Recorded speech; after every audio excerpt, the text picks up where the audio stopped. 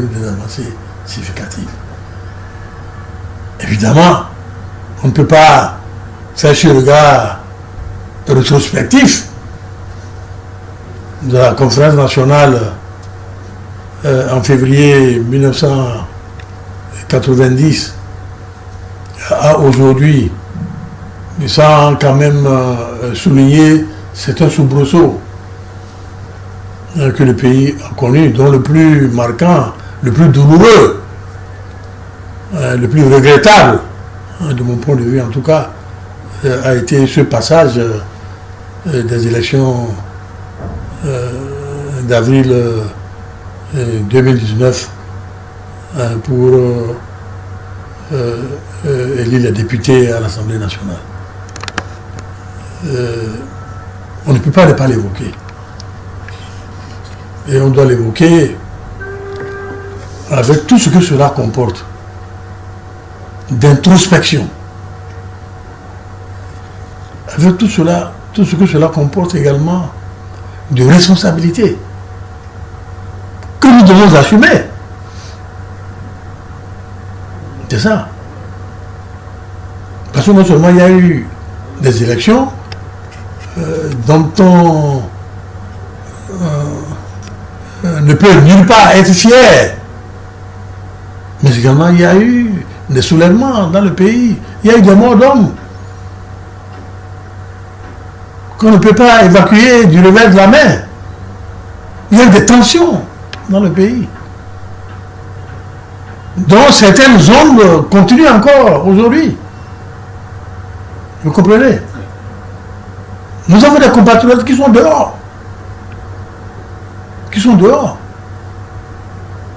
On ne fait pas une bonne gestion d'un système démocratique quand on a des opposants dehors.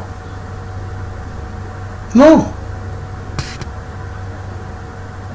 Personnellement, je regrette de le dire comme ça devant vos caméras. Mais c'est parce que c'est des choses dont je discute avec le chef de l'État. Chaque fois qu'il y a l'occasion de le lui dire, je dis, lève le pied sur certaines choses. Mais, suscite l'apaisement, mais sur d'autres. Aucun Béninois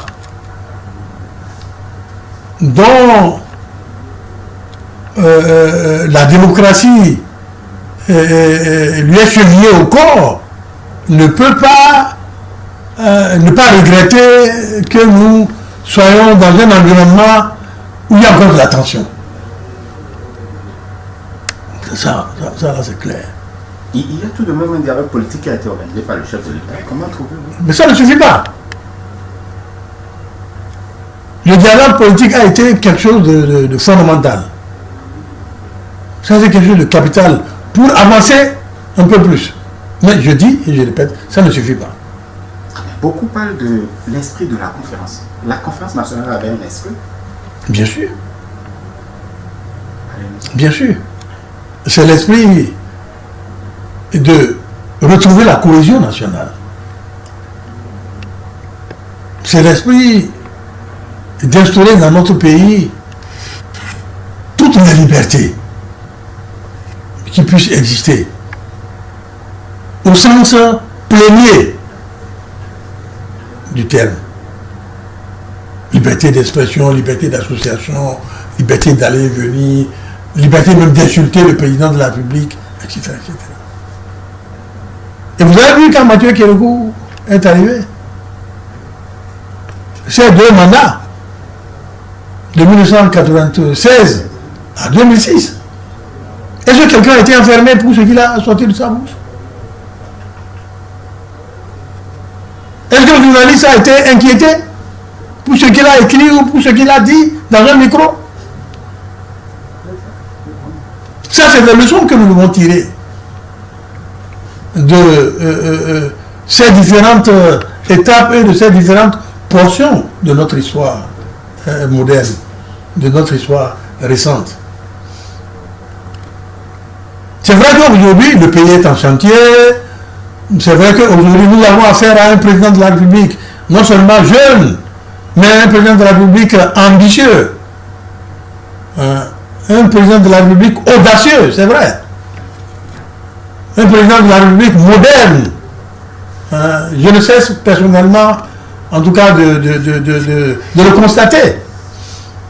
De le constater. Il est moderne, il a de la vision pour le pays. Mais je dis, ça ne suffit pas.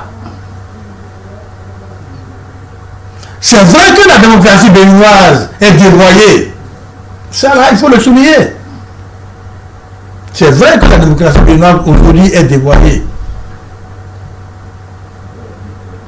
Les pères fondateurs de la conférence nationale n'ont pas dit ça comme ça. Quand on arrive à envoyer l'Assemblée nationale, où il faut acheter les députés, c'est du jamais vu. C'est pas la démocratie, ça.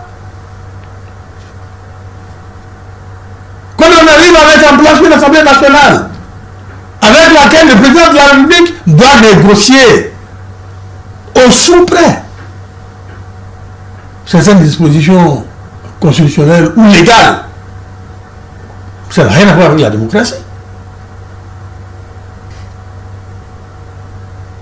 C'est une démocratie dévoyée, c'est une démocratie défigurée. Quand on arrive à nous retrouver dans un environnement politique où tout se fait avec de l'argent, tout se fait avec de l'argent. À tel point même que des populations qui, hier, n'avaient jamais marchandé leur soutien à un homme politique ou à un parti politique, ça retrouve aujourd'hui à vous poser la question quand vous allez en campagne, comment tu es venu? Pour ne pas dire avec quoi tu es venu.